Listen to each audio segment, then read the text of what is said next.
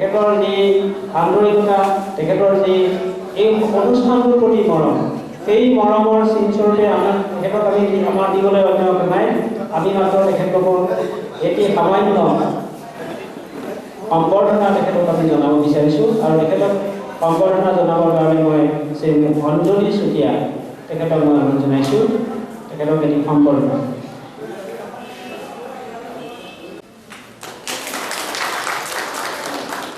শিৱসাগৰৰ মথুৰাপুৰ বৰহোলা প্ৰাথমিক বিদ্যালয়ৰ শিক্ষক শ্ৰী ধৰ্মেশ্বৰ বৰুৱাদেৱে আমাক এই অনুষ্ঠানটোৰ কাৰণে সম্বৰ্ধনা জ্ঞাপন কৰিবৰ কাৰণে আমাক চেলেং চাদৰ আৰু গামোচা যোগান দি তেখেতে আমাক পদায়নতা প্ৰকাশ কৰিছে। আৰু আমাৰ অসম সত্ৰ মহাসভাৰ প্ৰতি তেখেতৰ যি আনুগত্যতা, তেখেতৰ মৰম, তেখেতৰ স্নেহ, এই সকলোবিলাক প্ৰদৰ্শন কৰি তেখেতে আমাক সমূহ চেলেং চাদৰ আৰু গামোচা যোগান ধৰিছে। আৰু তেখেতলৈ আমাৰ ফালৰ পৰা আন্তৰিক ধন্যবাদ আমি জ্ঞাপন কৰিছোঁ। আজি তেখেত আমাৰ মাজত আছে। তেখেতক আমি সম্বৰ্ধনা জনাবৰ কাৰণে শ্ৰী পংকজ শইকীয়াদেৱক মই অনুৰোধ জনাইছোঁ।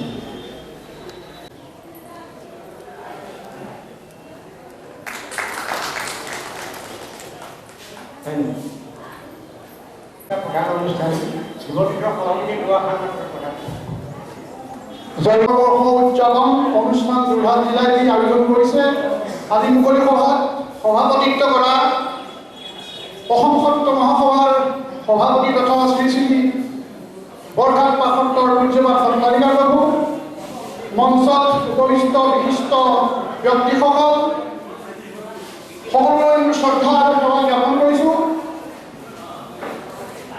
আজি 8 বছৰ হ'ল যুৱতীৰ্থ গঠন হোৱা। ইতিমধ্যে অসমৰ বিভিন্ন জিলাত যুৱতীৰ্থই কি কাম কৰি আছে সেইখিনি আপোনালোকক আমি চমুকৈ ক'ব লৈছোঁ। ইতিমধ্যে অসম সত্ৰ মহাসভাৰ এই যুৱ সংগঠনটোৱে অসমৰ উজনি নামনি বিভিন্ন ঠাইত যুৱতীৰ্থ গঠন কৰি তাত যুৱক যুৱতীসকলক ধৰ্মীয় আৰু মহাপুৰুষ শংকৰদেৱৰ যি সৃষ্টি, সেইবিলাক কৰ্মশালা অনুষ্ঠিত কৰি প্ৰশিক্ষণ দি অহা হৈছে। দ্বিতীয়তে 15 চনত আমি 2টা কাৰ্যসূচী লৈছোঁ। এই কাৰ্যসূচীত আপোনালোকৰ সহায় সহযোগ বিচাৰিছোঁ। প্ৰথম হৈছে মহাপুৰুষ শ্ৰীমন্ত শংকৰদেৱে যি বৃন্দাবনী বস্ত্ৰ তৈয়াৰ কৰিছিল, সেইখন লণ্ডনৰ মিউজিয়ামত আছে।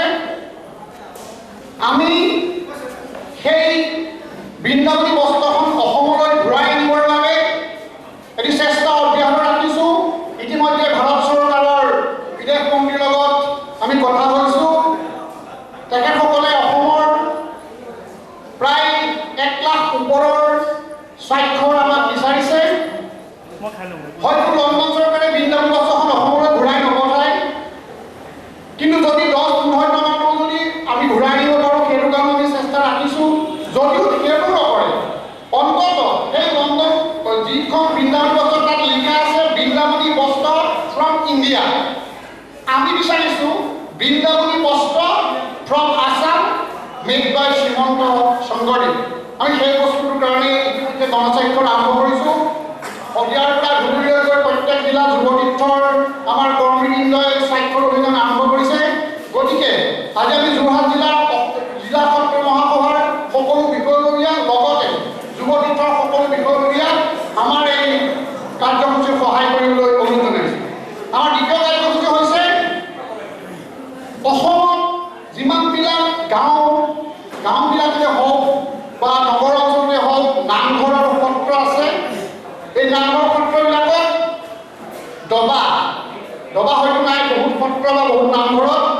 আমি এটা কাৰ্যসূচী লৈছোঁ, এই অসমৰ প্ৰত্যেক নামঘৰত আমি একোটি দবা দিবৰ বাবে যুৱতীৰ্থই। সেই দবা ভাবি আমি কাৰোবাৰ পৰা বিচাৰিছোঁ। আৰু সেই দবাটো 4 প্ৰসংগত বাজিব। আমাৰ যিটো 14 প্ৰসংগ আছে, আমি 4 প্ৰসংগ কৰিম বুলি ভাবিছোঁ দবাৰ কাৰণে। পুৱা প্ৰসংগ, দুপৰীয়া প্ৰসংগ, বিয়লা প্ৰসংগ আৰু সান্ধ্য প্ৰসংগ।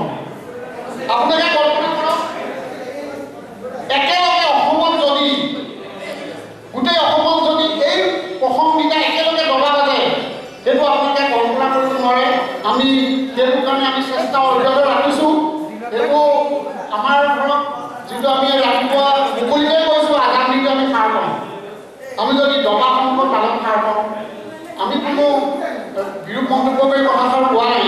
আমি যদি দবা তালত অসমীয়া আমাৰ মহাপুৰুষ ধৰ্মীয় বৈষ্ণৱ ধৰ্মৰ যিসকল আছে তেখেতসকলে যদি অসমীয়া মানুহে যদি দবা শংখ তালত সাৰ পায়, সেইটো কেনেকুৱা হ'ব? গতিকে আমি এখন চেষ্টাটো অব্যাহত ৰাখিছোঁ। গতিকে আপোনালোকৰ পৰা সকলো সহায় সহযোগ পাম বুলি আশা কৰি মোৰ এই চমু বক্তব্য সামৰণি মাৰিছোঁ। আৰু যোৰহাট জিলাৰ এই সতৰ্ক উদযাপন সমিতিক মই শ্ৰদ্ধা জ্ঞাপন কৰি যিহেতু এই কথাষাৰ ক'বৰ বাবে মোৰ এই ইয়ালৈ আহিবলৈ সৌভাগ্য হৈছে। ধন্যবাদ। জয় গুৰু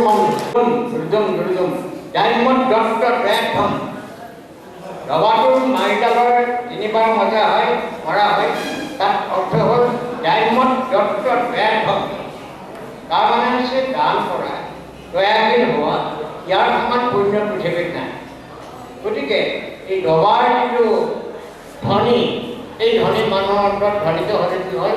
আধ্যাত্মিক আদি ভৌতিক তিনিটাকৰ ৰক্ষা কৰে ঈশ্বৰৰ নাম ধৰে। অতি পাখণ্ডটো দবা মাত কৰিলে, নমস্কাৰ কৰিলে, একো নহ'লেও বুকতে হাতখন থৈ যায় নহয়নে বাৰু? গতিকে বৰ ডাঙৰ ইয়াৰ অৰ্থ আছে। গতিকে যুৱতীৰ্থৰ সভাপতিয়ে এইটো নতুন পদক্ষেপ দিছে। গতিকে আমি তেওঁক ধন্যবাদ জনালোঁ। আমাৰ সম্পাদক অসম সত্ৰীয়া মহাসভাৰ সম্পাদক গিৰেশ্বৰ গোস্বামী গুৱাহাটী, তেখেতৰ মহাৰাষ্ট্ৰৰ নতুনকৈ সত্ৰীয়া ৰিটায়াৰ হৈছে আজি কেইদিনমান আগতে। গতিকে তেখেতক নগাঁৱৰ পৰা আহিছে, দুআষাৰ চন্দ্ৰ অনুৰোধ কৰিলোঁ। তাৰপিছত আমাৰ শেষ হৈছে, অকণমান কাম আছে।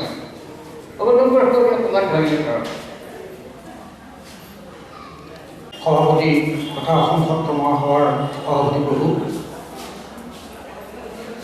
অসম সত্ৰ মহাসভাৰ যোৰহাট শতবাৰ্ষিকী অনুষ্ঠানৰ আদৰণি সমিতিৰ সভাপতি ভৱগোস্বামী প্ৰভু, সমন্বিতে বিশিষ্ট অভ্যাগতসকল আৰু সকলো ৰাইজলৈকে জনাইছোঁ যে এতিয়া খালী সম্পূৰ্ণ ছবি খালী হৈ আছে, মঞ্চতো লোক নাই। যিকেইজন আছে সকলোকে শ্ৰদ্ধা জনাই মই 3 মিনিট সময় মাত্ৰ ক'ম। বিশিষ্ট অতিথি হিচাপে মাতিছে, কিন্তু ভাষণ মই নিদিওঁ। কেইটামান কথা নক'লে মোৰ দায় লাগিব দেখি আপোনালোকক জনাবলৈ ইচ্ছা কৰিছোঁ। অসম সত্ৰ মহাসভা আপোনালোকক কৈছেই কেইবাগৰাকীও 1915 চনতে এই অনুষ্ঠানৰ আৰম্ভণি হৈছিল আৰু 2015 চনত শতবাৰ্ষিকীৰ গোটেই বছৰটো কাৰ্যসূচী আমি লৈছোঁ। সেই কাৰ্যসূচী মতে ইতিমধ্যে শিৱসাগৰত কেন্দ্ৰীয়ভাৱে শতবৰ্ষ অনুষ্ঠানৰ আৰম্ভণি অনুষ্ঠান যোৱা বছৰ মাৰ্চ মাহৰ আৰম্ভ কৰা হৈছিল। পৰৱৰ্তী কালত সামৰণি অনুষ্ঠান শিৱসাগৰতে হ'ব। নিৰ্দিষ্ট দিন এতিয়াও সিদ্ধান্ত হোৱা নাই। তাৰ মাজত যোৱা 7 ডিচেম্বৰ তাৰিখে নতুন দিল্লীত বিভিন্ন কাৰ্যসূচীৰে অতি ৰংচঙীয়াভাৱে নতুন দিল্লীত শতবৰ্ষৰ এটি অনুষ্ঠান কাৰ্যসূচী তাৰ মহানগৰ সমিতিখনে অনুষ্ঠিত কৰিছিল। তালৈ সভাপতি প্ৰভু আমি লগতে আজি উপদেষ্টা উপস্থিত আছিল শ্ৰীযুত ভদ্ৰকৃষ্ণ গোস্বামীদেৱ আৰু অন্যান্য বহু লোক, ইয়াৰ পৰা প্ৰায় 40-50 জন লোক গোটেই অসমৰ পৰা গৈছিল। আৰু এই অনুষ্ঠানত ইমান সুন্দৰ গাম্ভীৰ্যপূৰ্ণ অনুষ্ঠান পাতিছে, যাৰ কাৰণে মহানগৰবাসী লগতে মহানগৰৰ যিটো নতুন সমিতি হৈছে সত্ৰ মহাসভাৰ সভাপতি সম্পাদকসকল, তেখেতসকল আমাৰ সদায় কৃতজ্ঞতাৰ পাত্ৰ কৰিব। এতিয়া পৰৱৰ্তী সময়ত গুৱাহাটীত অনুষ্ঠিত কৰাৰ কথা আছে। যোৰহাট জিলাই এই 3 দিনীয়াকৈ কাৰ্যসূচী লৈ অতি সুন্দৰভাৱে অনুষ্ঠান অনুষ্ঠিত কৰিলে। আজি সামৰণি পৰি 27 তাৰিখৰ পৰা আৰম্ভ হৈছে। মই এই আপাহতে যোৰহাট জিলা সত্ৰ মহাসভাৰ জিলা সমিতিলৈ লগতে উদযাপন সমিতিৰ সভাপতি শ্ৰীযুত ভৱগোস্বামী প্ৰভুকে আদি কৰি সম্পাদক আৰু অন্যান্যসকললৈ মোৰ আন্তৰিক কৃতজ্ঞতা জ্ঞাপন কৰিছোঁ। আজি অজিত বৰুৱাদেৱে বৰ সুন্দৰ কেইটামান কথা ক'লে, আপোনালোকে মন কৰি চিন্তা কৰিব নোৱাৰোঁ। সত্ৰ মহাসভাই কৰা বিভিন্ন কামৰ তেখেতে পৰ্যালোচনা কৰাৰ উপৰিও আমাৰ যে যথেষ্ট কৰণীয় আছে সেই কথা তেখেতে কৈছে। এই কথাও কৈছে যে চৈতন্যদেৱে শ্ৰীমন্ত শংকৰদেৱতকৈ 36 বছৰ পিছত জন্মগ্ৰহণ কৰিও আজি পৃথিৱীৰ বিভিন্ন প্ৰান্তত চৈতন্যদেৱৰ যি ধৰণে প্ৰচাৰ হৈছে শংকৰদেৱ সেইখিনি আমি প্ৰচাৰ কৰিব পৰা নাই। আমি 11 দিনীয়া মাহেকীয়া মূৰ ঘূৰোৱা মূৰ নুঘূৰোৱা 3 দিনীয়া 6 দিনীয়া এইবোৰ লৈ আমি ব্যস্ত হৈ আছোঁ। এইবোৰ কৰি থাকিলে তেখেতে উচিতভাৱেই কৈছে যে আমি শংকৰদেৱক কেতিয়াও বিশ্ব দৰবাৰতো বাদেই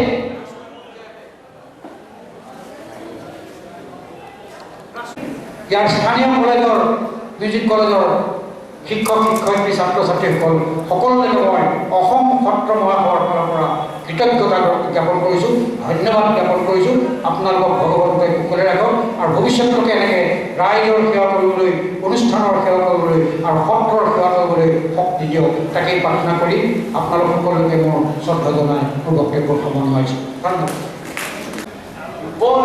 তিনিচুকীয়াৰ উপন মায়া সত্ৰৰ সত্ৰাধিকাৰ হীৰেণ মহন্ত এই প্ৰবচনা ইমানেই উদ্যোগী।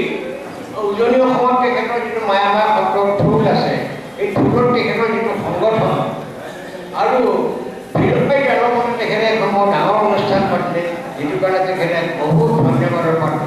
আমি নিজে গৈছোঁ, বিৰাট আয়োজনৰ মায়া ঠোলৰ এখন সাংস্কৃতিক সন্মিলন পাতিলে, সভা পাতিলে আৰু তেখেতলোকে ইমান আয়োজন কৰিলে। আমাৰ দেখিছোঁ যে সত্ৰ মহাসভাই যথেষ্ট প্ৰভাৱ তেখেত পেলাইছে আৰু আনকি বিভিন্ন জনগোষ্ঠীৰ মানুহক আনি পেলাই উপস্থিত কৰা লাগে। গতিকে প্ৰয়োজনা মই চমুকে দুআষাৰ মাত্ৰ ক'বলৈ অনুৰোধ কৰিছোঁ। বহুত ধন্যবাদ তেখেতক আমি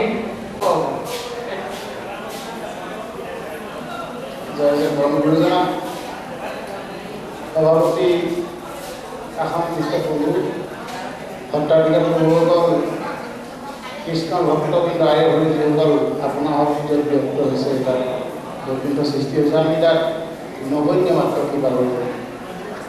আমি ইয়াত এটা কথা ক'ব বিচাৰিছোঁ। মই বাহিৰত গৈ ঘূৰি এষাৰ দেখা মই দুই কৈছোঁ ভক্তবৃন্দৰ তেখেত লগাই আছে, তেখেতে সকলোৱে লগা কৈছিল। ইয়াত এটা আলোচনা চলিছে, সঠিক আলোচনা, যে আমাৰ শংকৰগুৰুৰ কাৰ্যকলাপ কৰি আমি ভাৰতলৈ দিব লাগিব, পৃথিৱীলৈ দিব লাগিব। এই ক্ষেত্ৰত মই কি উৎসাহ পালোঁ তাৰ বিষয়ে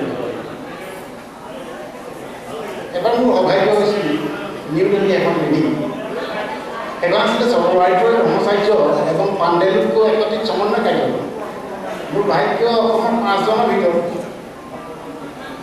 গুৱাহাটী সংস্কৃত কলেজৰ লেকচাৰ, বেংগলী কলেজৰ লেকচাৰ, সত্যেন্দ্ৰ গোস্বামী তেখেত আছিলে ইউনিভাৰ্চিটি লেকচাৰ, আৰু সত্ৰৰ ফালৰ পৰা ডেকা হিচাপে মই সুবিধা পাইছিলোঁ আৰু লক্ষীদত্ত গৈছিলোঁ উপলব্ধ।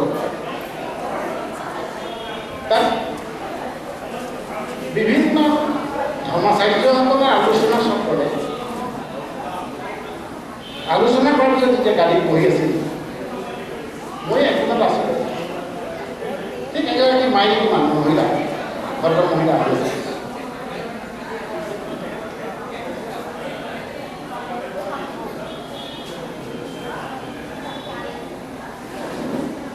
একগৰাকী ভদ্ৰ মহিলা ঠিক মাজলৈ সোমাই আহিছে। আঙুলিটোৱে আহোঁতে মই ভাবিছিলোঁ ঝাৰখণ্ডত জানো কিবা এটা কৈছিল। পাৰ পাই বুলি মোক আঙুলি পাওঁতে মই গম পালোঁ যে মোকে কিবা এটা কৈছিল। ভদ্ৰ মহিলাগৰাকীক এটা কথা কৈছিল, मैं मुंबई यूनिवर्सिटी का लेक्चर। आप आसाम से? जी हाँ, आसाम से। आसाम का महावैष्णवी महापुरुष शंकरदेव, जी हाँ, उसी का शिष्य हूँ। महावैष्णवी नाम मध्य भारत का हमने किधर कैसे करना है कि हरे कृष्ण हरे राम हरे हरे हरे।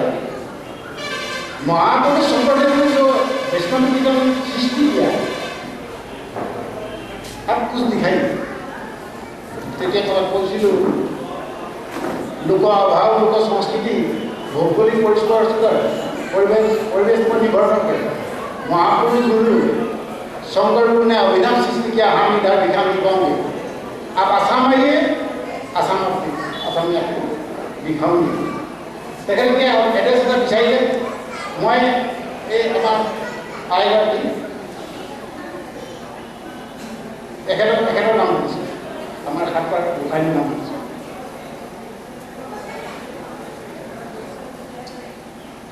তেতিয়া তেখেতৰ কাম কৰিছিল কিন্তু সেই সময়ত তেখেতলোকে কিবা কাৰণত সত্ৰপাত বহি আছিল 5 চনত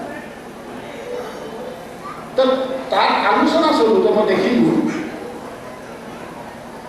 অসমৰ সংস্কৃতিটো তেখেতলোকে অনুকৰণ কৰি মানে অনুকৰণ বুলি নহয় তেখেতলোকে মানে হিচাপত ৰাখিছে অসমৰ সংস্কৃতি যে অভিনৱ সংস্কৃতি সেই কথাষাৰ সৰ্বভাৰতে বিৰাজমান হৈছে মানে